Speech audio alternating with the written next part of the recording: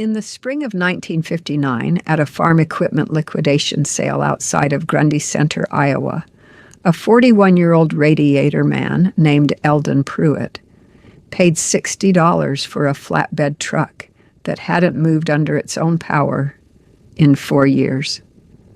The rear tires had gone flat and stayed flat long enough that the sidewalls had cracked and bonded to the gravel. The radiator was gone entirely. Someone had pulled it for scrap during the Korean War years and never replaced it, leaving the engine bay open to the weather like a missing tooth. The cab had a starling nest behind the gauge cluster, built through a gap where the windshield seal had rotted away, and the nest was occupied. The auctioneer listed it at the bottom of a long afternoon, after the good equipment had sold, and the crowd had thinned to the people who stayed for everything. And he described it the way you describe something you are legally obligated to sell, but personally embarrassed to offer. He said, a 1948 Ford F6 flatbed, condition as is, no reserve. He said it the way a man says something he hopes nobody heard. 3 people bid. A scrap hauler from Rhinebeck opened at $20. A farmer from outside of Ackley went to $35, then looked at it again and stopped. Eldon Pruitt said $60 in a voice that didn't waver, and the scrap hauler shrugged and walked away, and the auctioneer brought the gavel down before anyone changed their mind. His brother-in-law, Dale Schrock, was standing next to him and said, "Eldon, what in the world are you going to do with that thing?" It wasn't really a question. It was the sound a man makes when he's already decided that asking is pointless but feels obligated to ask anyway. Eldon said, "Haul radiators." He walked toward the truck. By the following Tuesday, the story had reached the feed store on G Avenue in Grundy Center. By Thursday, it was at the co-op elevator on 8th Street. By the following Sunday, it had made the church parking lot at First Lutheran, where it acquired the detail, never confirmed, always repeated, that Eldon had paid $60 for a truck that a family of starlings was using as their primary residence. The county found this genuinely funny. Eldon Pruitt did not appear to notice. Let me tell you about Eldon Pruitt, because what he did with that truck and what he built over the next 18 years in a cinderblock shop on the edge of Grundy Center only makes sense if you understand who he was and what he already knew. Eldon was born in 1918 on a rented farm 3 miles east of town, the second of 4 children, and he grew up in the years when a farm family fixed everything or did without. His father, Clarence Pruitt, was not a machinist by trade, but was the kind of man who approached every broken thing as a problem with a solution that didn't require a check. He kept a shop behind the house with a workbench he'd built from oak planks in 1921, a post vise bolted to the corner that he'd bought second-hand from a blacksmith in Conrad who was retiring, and a set of hand tools he'd accumulated since before the First World War, wrenches and files and punches and a breast drill with a chuck that still held true. Clarence fixed his own equipment, his neighbor's equipment when asked, and once rebuilt a threshing machine cylinder for a man in Beeman who had no money to pay, and settled the debt in corn over 3 years, which Clarence accepted without complaint and without a written agreement. Eldon watched all of this. He watched the way his father held a wrench, the way he looked at a broken part before he touched it, the way he thought about what a thing was supposed to do before he decided what was wrong with it. He started helping in the shop at 9 years old, and by 14, could diagnose a cooling system problem by the color and smell of the coolant and the pattern of the leak. He had a gift for radiators specifically, for the logic of them, the way heat moved through small passages, the way a tiny blockage or a pinhole in a tube could make an engine run hot and eventually ruin itself. He understood that a radiator was not a simple thing despite looking like one, that it was a precision instrument that happened to be made of brass and copper and soft solder, and that most people who brought him a leaking radiator had no idea what they were actually looking at. After high school, Eldon spent 2 years working at a machine shop in Waterloo, then came back to Grundy County when his father's health started to slip. He took a job at the co-op for 3 years, saved carefully, and in 1947 rented a cinder block building on the west edge of Grundy Center that had been a tire recapping shop, and before that, a feed storage annex. He bought a radiator cleaning tank, a pressure tester, a rod-out machine for flushing cores, a soldering iron and a flux brush, and a set of tube-expanding tools. He bought these things used from shops that were closing or upgrading, and he paid cash for all of them. He put a hand-lettered sign above the door that said Pruitt Radiator Service, and opened for business in January of 1948, with $11 left in his account and no debt.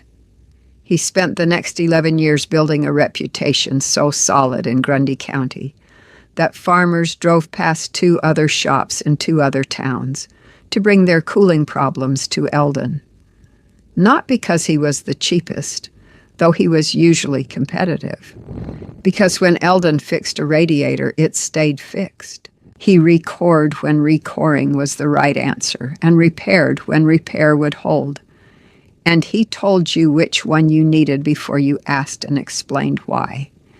And he was right often enough that people stopped questioning him and started just leaving the equipment and coming back when he called. He married a woman named Vera Kiefer in 1951. They had 2 daughters.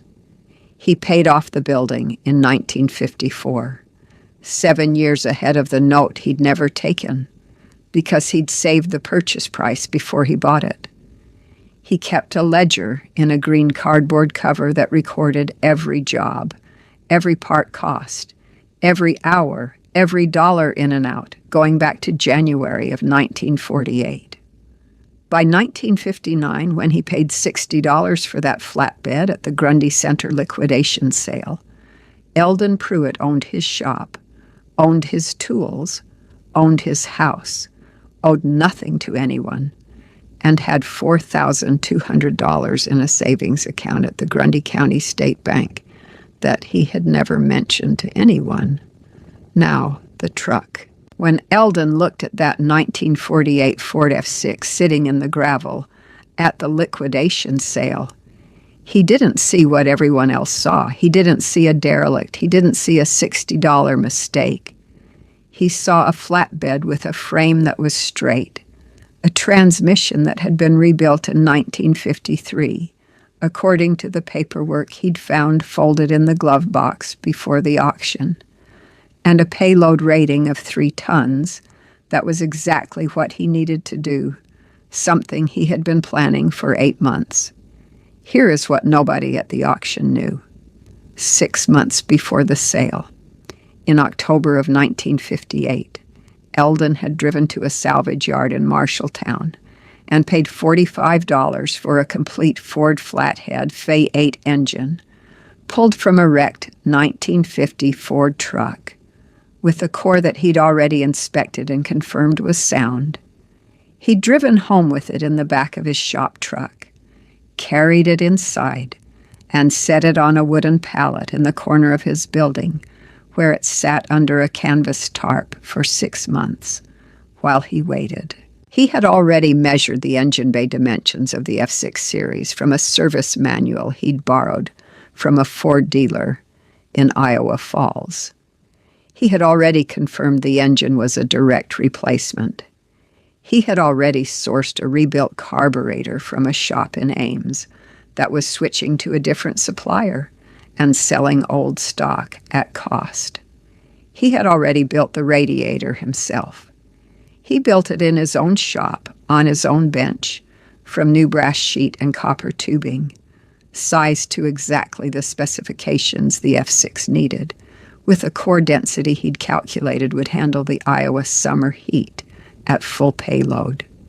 He built it because building it cost him $42 in materials and 3 evenings of his own time, and buying a replacement from a supplier would have cost $160 if he could find one, which he probably couldn't for a truck that old. That's why nobody understood the purchase. They were seeing a man pay $60 for a broken truck. They were watching a man complete the last step of an 8-month plan that had been running in his head since the previous fall. Let me tell you about the rebuild, because this is where Eldon proved something that the county would spend the next 18 years slowly coming to understand. He pulled the F6 into his shop on a Tuesday morning in May of 1959 and spent the first day doing nothing but looking. He pulled the cab apart, inventoried what was salvageable, and made a list in his ledger of what he needed and what he could make. The frame was clean. The springs were tired but functional. The brakes needed new shoes and a wheel cylinder on the right rear. The cab needed glass in the passenger window and a new seal around the windshield. The electrical system needed a new voltage regulator and a rewired tail light harness. The starter was seized but freed up after he soaked it in penetrating oil for 3 days and worked it by hand. The transmission shifted clean through all 4 gears once he drained the old oil and refilled it.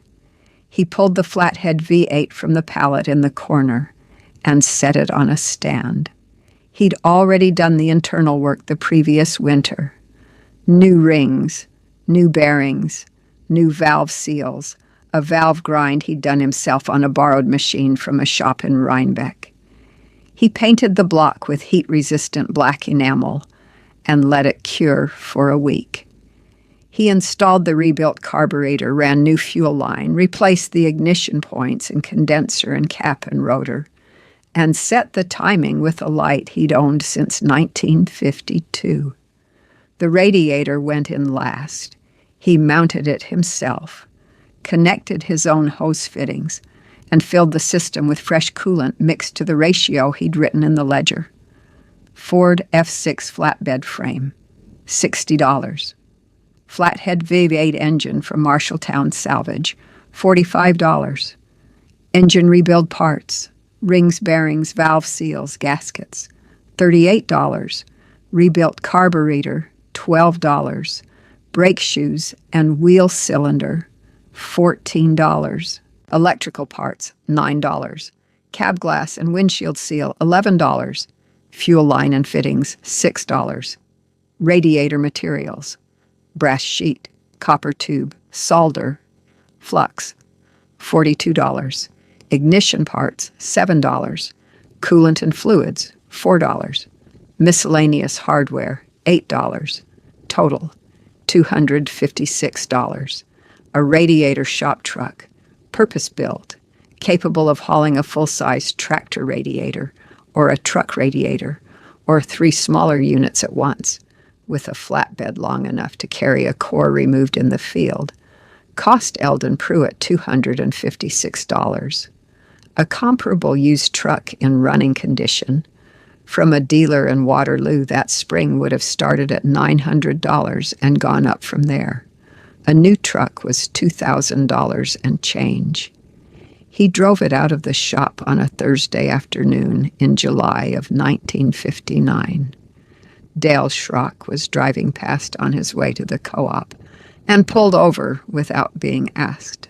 He got out of his car and walked around the truck once, slowly, the way a man walks around something when he is revising an opinion he expressed in public. He put his hand on the hood. He looked at the flatbed. He took his cap off and rubbed the back of his neck. He said, "Eldon, is this the same truck?" Eldon said it was. Dale said, "Well," he put his cap back on. He said, Well, I'll be. That was as close to an apology as Dale Schrock had in him, and Eldon accepted it without comment and drove to the feed store for a bag of salt for the shop water softener. The word spread differently this time, not the way the mockery had spread. Fast, embellished, traveling from location to location, picking up details. This spread the way useful information spreads in farming country, which is slowly and without enthusiasm, because farmers are reluctant to admit they were wrong about something, but eventually get there when the evidence is sitting in front of them. A farmer in Beeman mentioned to a farmer in Rhinebeck that Eldon Pruitt had put that truck together for under $300, and it was running clean. The farmer in Rhinebeck told the man he bought fuel from. The fuel man mentioned it to 3 or 4 customers over the following month. By the end of the summer, the story had completed its second circuit of Grundy County, and this time nobody was laughing. If you have ever watched a community underestimate someone, watch them laugh first and recalibrate slowly and quietly later in the way that people recalibrate when they can't deny what they're seeing. Stick with me. Hit subscribe so you don't miss the next story I'm telling, because this one is just getting started. Let me tell you about what happened over the next 18 years, because this is where the story stops being about a truck and starts being about something else entirely. Eldon ran the shop on the same principles he had always run it. He kept the ledger current. He paid for everything before he used it. He expanded when expansion was paid for and not before. In 1962, he bought a second rod-out machine, used from a shop in Des Moines that was closing, for $70. In 1964, he added a gas welding rig, torch, tanks, regulators, hoses, for $95, bought from a retiring farmer in the township who had used it twice. In 1967, he hired a part-time helper, a young man named Gary Meyer from out on the Grundy-Black Hawk County line, and paid him a fair wage in cash every Friday without fail. The truck became essential. Eldon used it to pick up radiators from farms where the equipment couldn't be moved, a combine with a cracked header tank sitting in a field, a diesel irrigation pump with a clogged core, a school bus at the Grundy Center District barn that had been running hot for 2 years and finally gave up in October. He drove it to Waterloo, to Iowa Falls, to Ames, to wherever a core needed to come back to his shop or a finished unit needed to be delivered. The flatbed held everything. The engine never gave him trouble. He changed the oil every 3,000 miles and the coolant every 2 years, and kept the radiator, his own radiator, the one he'd built, clean and tight. He kept the ledger on the truck the same way he kept the ledger on the shop. Every mile, every load, every repair. By 1965, the truck had paid for itself 47 times over in jobs it had made possible.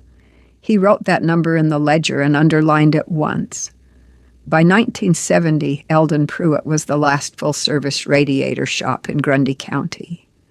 The shop in Rhinebeck had closed in 1963 when the owner retired, and his son went to work at the John Deere plant in Waterloo. The shop in Conrad had lasted until 1967. Then the building sold to a farm implement dealer who needed the storage space. Eldon didn't expand to fill the gap so much as the gap filled around him, and he served it without raising his prices beyond what the work actually cost, plus a margin he considered fair, and his customers considered reasonable. He kept his costs low because he kept his overhead low because he owned everything and owed nothing. His building was paid for, his truck was paid for, his tools were paid for, his equipment was paid for. When commodity prices dropped in the early 70s, and farmers started cutting every expense they could.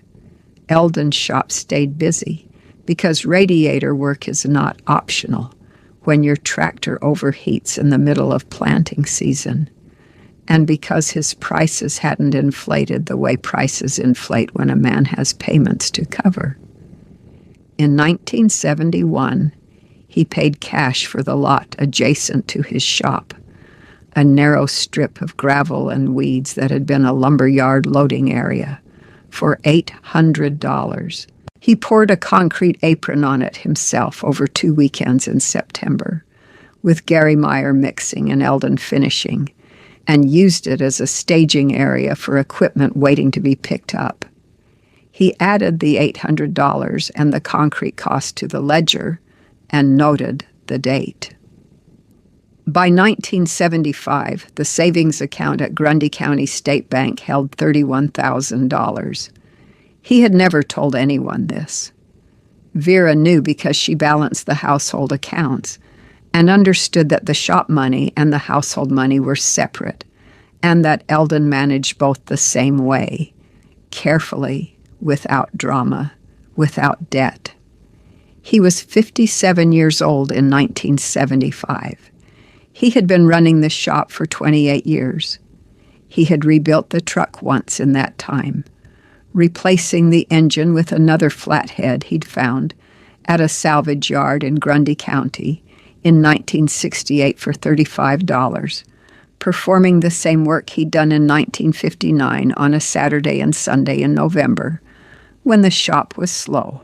The second rebuild cost him $61 in parts and his own time, and the truck ran for another decade after that without complaint.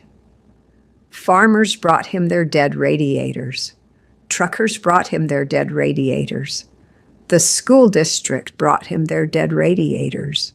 The county road department brought him their dead radiators.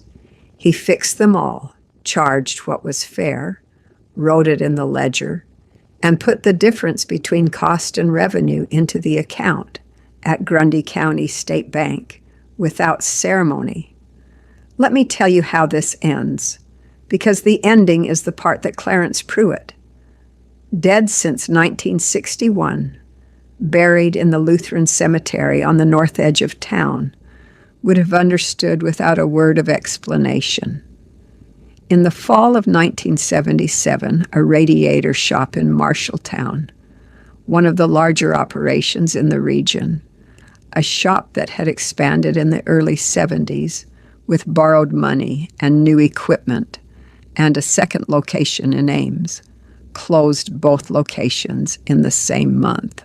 The owner had financed the expansion at 8%, which had seemed manageable in 1971, and the combination of higher fuel costs, a softening in heavy truck work, and a payment schedule that didn't flex when revenue dropped, made the math impossible.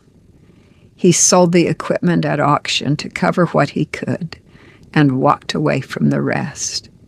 The story traveled to Grundy County the way stories travel, through the supply network, through the trade publications, through a parts supplier rep who mentioned it to Eldon on a Thursday afternoon in October while writing up an order. Eldon listened. He asked 2 questions about the auction date and the equipment list. He thanked the rep and went back to work. He drove to Marshalltown on a Saturday morning in November 1977 and bought a rod-out machine, a pressure testing tank, and a core assembly jig from the liquidation auction for a combined $340. All 3 pieces were newer and better than what he was running. He loaded them on the flatbed himself with Gary Meyer's help, drove home, and had them installed and running by the following Wednesday. His total equipment investment in 30 years of operation, $1,847 in tools and machinery, all purchased used, all paid in cash, all still in service. By 1977, the savings account held $44,000. You know what happened in the early 1980s. You know what happened to farm country when interest rates climbed to 18% and corn dropped below $2 a bushel, and the land values that farmers had borrowed against in the 70s collapsed under them like a floor that had been rotting for years without anyone looking at it. You know the number of farms that went to auction in Iowa between 1981 and 1986. The official count in Grundy County alone was 31 farms sold under financial distress in that 5-year window. 31 families who had borrowed to expand, borrowed to buy equipment, borrowed to plant, and found themselves unable to service the debt when the prices and the rates moved against them simultaneously. Eldon watched this. He watched it from his shop, from his truck, from the seat of the tractor he'd bought in 1973, used, paid in cash, on the 12 acres he'd kept behind the shop building as a buffer against the town expanding west. He watched it without satisfaction. He had known these men. He had fixed their radiators. He had seen their equipment, knew their operations, understood what they'd built, and what it had cost them to build it. He did not think they were foolish. He thought they had made a reasonable bet on conditions that turned out to be unreasonable, and he understood the difference between a bad decision and a decision that went bad, and he grieved for them accordingly. His expenses didn't change. They couldn't change. There was nothing to cut. The shop was paid for. The truck was paid for. The tools were paid for. The 12 acres behind the shop were paid for. Gary Meyer's wages came from current revenue, which stayed steady because overheating equipment doesn't stop overheating, because commodity prices are down, and because Eldon was now the only radiator shop within 30 miles in any direction.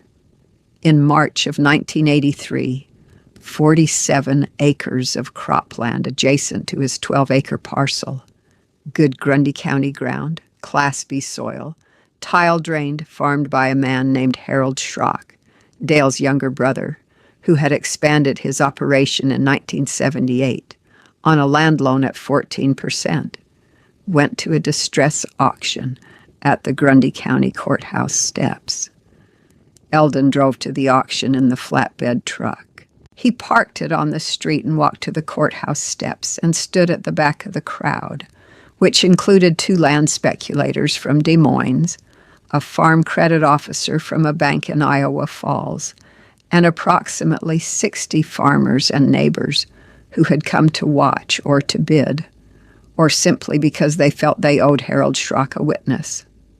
The opening bid was $180,000, which reflected the deflated land values of 1983, rather than the inflated values Harold had borrowed against in 1978. The 2 speculators from Des Moines bid it up to $211,000. One of them dropped out at $215,000. The other went to $219,000 and looked around to see if anyone was still with him. Eldon Pruitt said $225,000. He said it in the same voice he'd used to say $60 at the liquidation sale in 1959. Flat. Even. Not loud. The speculator from Des Moines looked at him. He looked at the truck parked on the street. He looked at the cinder block shop visible from the courthouse steps, the hand-lettered sign still above the door after 35 years. He bid $228,000. Eldon said $235,000. The speculator was quiet for a long moment. He shook his head. The county judge brought the gavel down. The crowd on the courthouse steps went quiet. Not politely quiet. Not the quiet of people being respectful. The quiet of people rearranging everything they thought they knew about a man they had watched fix radiators for 35 years and apparently not paid close enough attention to. It was the quiet of a county recalibrating. Eldon walked to the clerk's table and wrote a check for $235,000 drawn on the Grundy County State Bank. The account had held $241,000 that morning, accumulated over 35 years of work at a rate of roughly $6,800 per year, enabled in no small part by the fact that his overhead had been fixed and low since 1948 and had never grown a payment he didn't choose to make. Dale Schrock was standing near the back of the crowd. He was 71 years old. He had watched his brother lose the farm. He watched Eldon write the check. He walked over after the crowd began to thin and stood next to Eldon without saying anything for a moment. Then he said, "Eldon, that truck you bought in '59. Eldon said, "Yes." Dale said, "I should have kept my mouth shut." Eldon said, "You were probably right at the time." He folded his copy of the deed and put it in his shirt pocket. He said, "I just had different information." He drove home in the flatbed. He parked it behind the shop, went inside, and opened the green ledger to a new page. He wrote the date. He wrote $235,000. 47 acres, Grundy County, cash. He wrote the balance remaining in the account, $6,000. He closed the ledger and went back to work on a radiator from a county road grader that had come in that morning. He farmed the 47 acres himself for 3 years, then leased them to a young farmer from the township at a rate he set below market, because he said the young man needed a chance, and market rate wasn't going to give him one. He kept the lease that way for 11 years.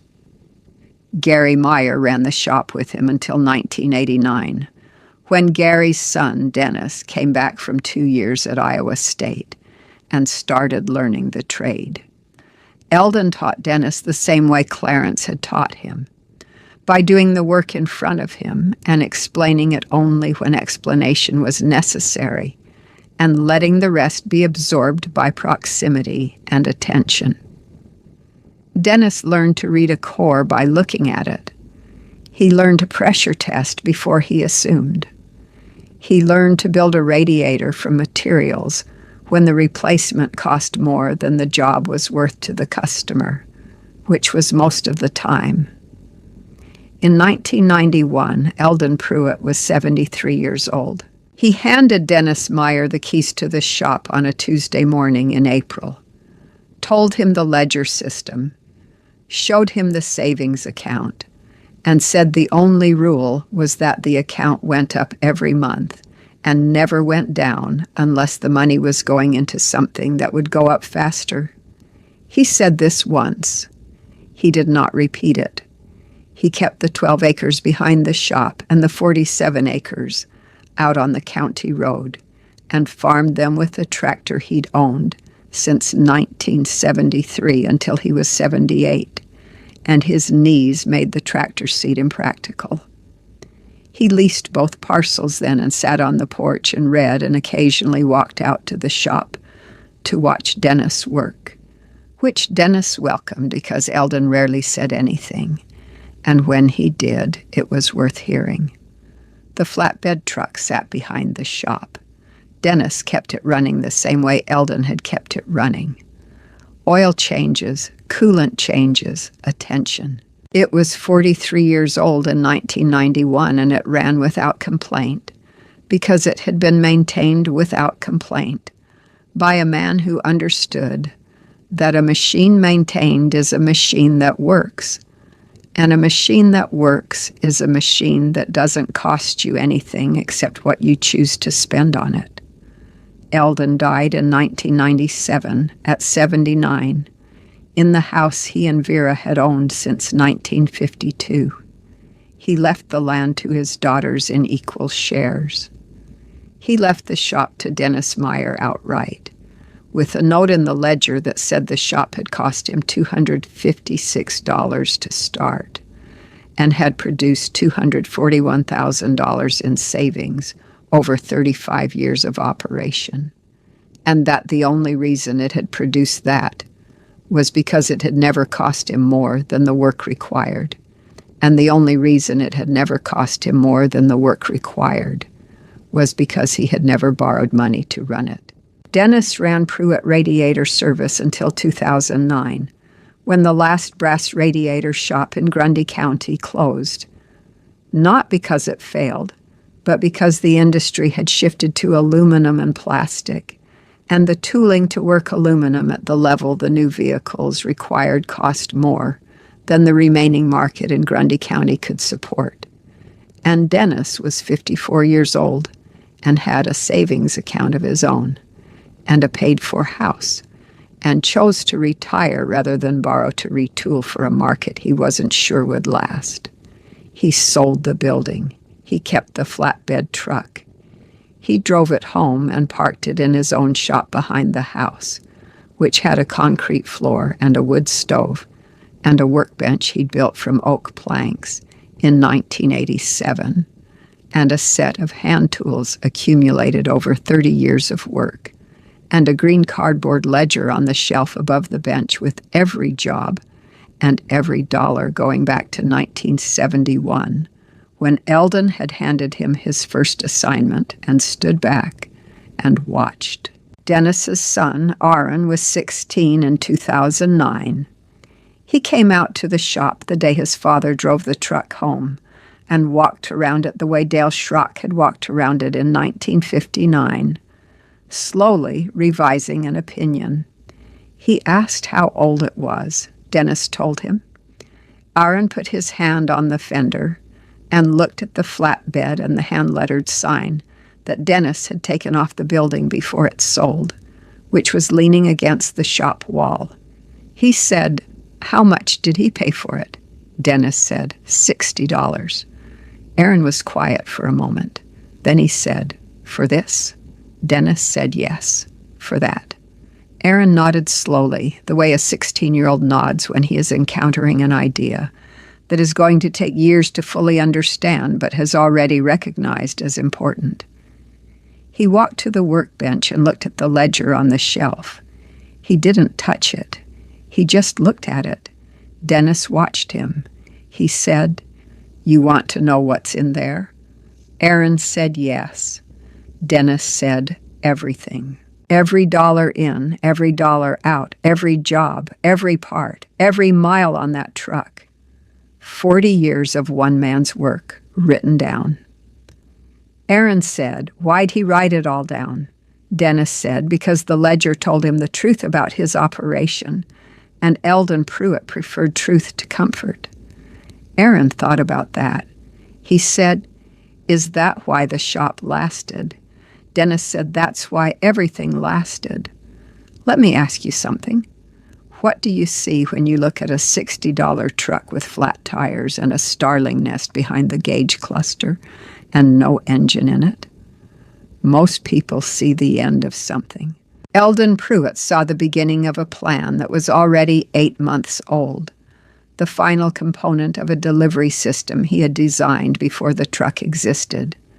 The cheapest possible path between what he needed and what was available, and the first entry in a ledger that would eventually hold $241,000 and a deed to 47 acres of Grundy County ground bought with cash on the courthouse steps, while a speculator from Des Moines reconsidered his assumptions. They hauled their dead radiators to his lot for 18 years and laughed at the truck he drove to pick them up. He fixed their radiators and wrote the numbers in the ledger and let the account grow and said nothing. $60. A flathead engine and a brass core he built himself. A cinder block shop on the west edge of a small Iowa town. The last radiator man in Grundy County, in a truck nobody wanted, doing work nobody else could do, for 35 years, until the math spoke for itself.